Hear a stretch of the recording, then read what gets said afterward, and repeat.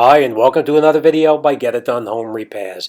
Today we're going to talk about a very small leak underneath a sink, whether it's a bathroom or a kitchen or wherever there's a valve such as this one here.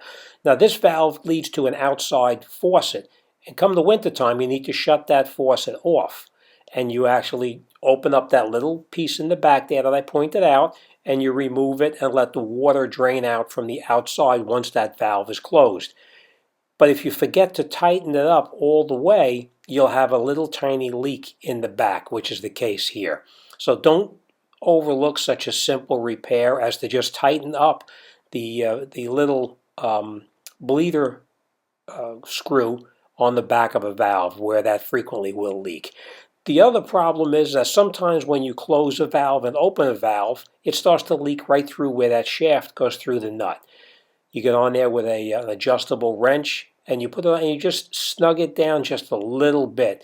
And most of the time it'll take care of that very small leak because the packing inside of the nut, it loosens it up just a little bit.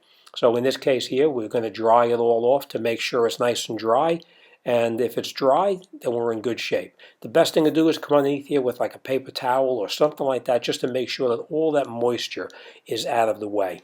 And then if you can, of course, then you would look underneath just to make sure that it's not dripping through that little cap right there, which was the case here. The cap was slightly loose and it was dripping just a little bit. So again, you just snug it down to make sure, and that'll take care of it. Most of the time, whenever you have a valve that's leaking, usually it's going to be this, or it's going to be that top nut up on the very top that is leaking through that handle area right there.